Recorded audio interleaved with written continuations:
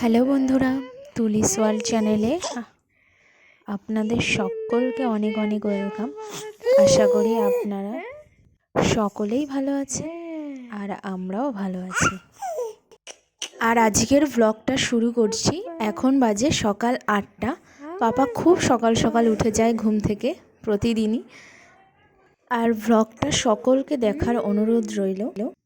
প্রথম থেকে শেষ অবধি ব্লগটা দেখুন, আশা করি আপনাদের সকলের খুব ভালো লাগবে। আর পাপাকে খাইয়ে দাইয়ে দিয়ে ওকে ফ্রেশ করে দিয়েছি, জামা পাল্টে দিয়েছি। ও এখন খেলা করছে শুয়ে শুয়ে। আর পাপা তো এখানে খেলা করছে আর আমি সকালের খাবার খেয়ে নিচ্ছি। আজকে সকালে রান্না হয়েছে কাতলা মাছ ভাজা, আর আগের দিন কাতলা মাছের লতি পাতুরি ছিল, সেই মাছটাও দিয়েছে। আর এখানে রয়েছে কুমড়ো বিচি বাটা আর মসুরির ডাল। কুমড়োর বিচি বাটাটা খেতে কিন্তু ভীষণ ভালো লাগে, আমার তো ভীষণ প্রিয়। আজকে সকালে খাওয়া দাওয়া খুব ভালোই হলো। আর এই দিকে পাপাকে খাইয়ে দাইয়ে ঘুম পাড়িয়ে দিয়েছিলাম। ও ঘুমাচ্ছে বলে আমি তাড়াতাড়ি করে স্নান করে নিয়েছি। আর পাপা উঠে গেলে তারপর পাপাকে আমি স্নান করিয়ে রেডি করে বাইরে দিয়ে এসেছি। বম্মার কোলে বসে আছে। আর এই যে বড়দির মেয়ে এসছে, বড়দিরা এসেছে ঘুরতে। পাপ্পা বলিস? ভাই ভাই বল।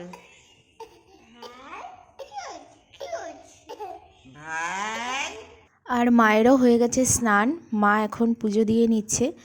যে আর ছেলে আজকে অনেক সকাল সকাল ঘুম থেকে উঠেছিল, সেই জন্য আমি ওকে দুপুরবেলা তাড়াতাড়ি খাইয়ে দিয়েছি।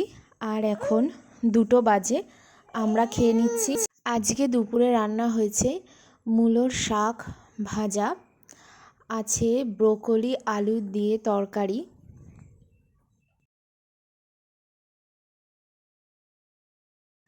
আর আজকে আছে কাতলা মাছ। এখানে কাতলা মাছের ঝোল করা হয়েছে, বিনস দিয়ে মটরশুঁটি দিয়ে আলু দিয়ে ঝোল হয়েছে। আর আমার জন্য আলাদাভাবে হয়েছে কাতলা মাছের পাতুরি, কলা পাতা দিয়ে আলু দিয়ে রান্না করেছে। ভীষণ ভালো লেগেছিল খেতে, অনেক দিন পর খেলাম এরকম কাতলা মাছের পাতুরি। আর যেহেতু ছেলে 2টোর সময় ঘুমিয়ে পড়েছিল, তারপর উঠে গেছে 4টের সময়, ও আর ঘুমায়নি। তারপর দিদান আর দাদু ভাইয়ের মাঝখানে গিয়ে শুয়ে আছে। পাপা ঠাকুর আমার সবার কথা, দাদু আমার খুব ভালো, দাদুটা আমার খুব ভালো লাগে। ঠাকুর আমার কথা শুনেছে, দাদুটা খুব ভালো হবে, তাইলে বাস আনন্দের আর শেষ নাই দাদুর। দাদু 4টের সময় ওঠার পর থেকে এখনো পর্যন্ত কিন্তু ছেলে ঘুমায়নি। মা ওকে নিয়ে বসে রয়েছে। এখন আমি সন্ধ্যা দিয়ে দিলাম।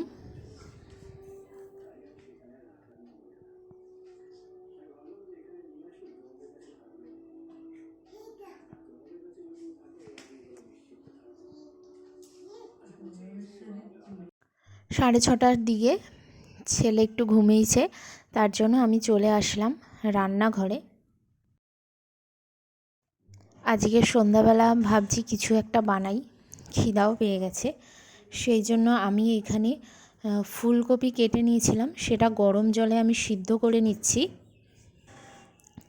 আর দিয়ে দিলাম কড়াইতে রিফাইন তেল। রিফাইন তেলটা গরম হয়ে আসলে এইখানে মটরশুঁটি আর ফুলকপিগুলো প্রথমে তো সিদ্ধ করে নিয়েছি লবণ দিয়ে, তারপর ভালো করে ধুয়ে নিলাম। এরপর আমি রিফাইন তেলের মধ্যে দিয়ে দিলাম বাদাম। বাদামগুলো ভালো করে ভেজে নিচ্ছি তেলের মধ্যে। বাদাম ভালো করে ভাজা হয়ে গেলে এরপর কড়াইতে দিয়ে দিলাম মটরশুঁটি আর ফুলকপি। মটরশুঁটি ফুলকপি একসঙ্গেই দিয়ে দিয়েছি, আর দিয়ে দিয়েছি লবণ আর হলুদ গুঁড়ো। এবার ভালো করে এগুলো আমি ভেজে নিচ্ছি তেলের মধ্যে। আর দেখুন, দেখেই বোঝা যাচ্ছে ভালোভাবে ভাজা হয়ে গেছে মটরশুঁটি আর ফুলকপিগুলো।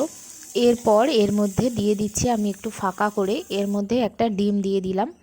এইবার ডিমটা ভালো করে আমি ভেজে নিচ্ছি।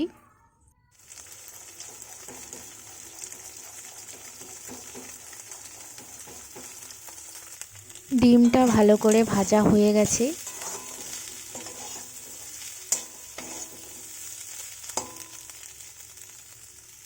এরপর দিয়ে দিলাম ভাত, সাদা ভাত দিয়ে দিয়েছি।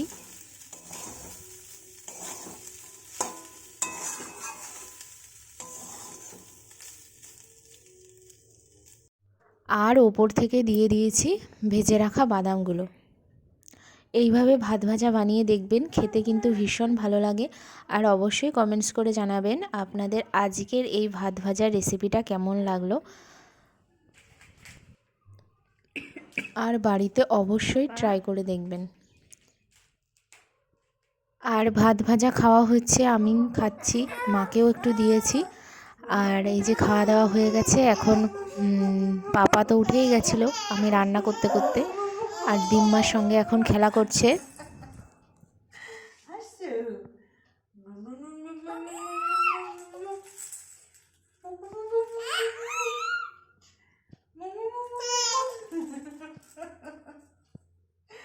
দোল দোল দোলনি ডাঙা বাঁধা চিরনি সোনা সোনা সোনা সোনা সোনা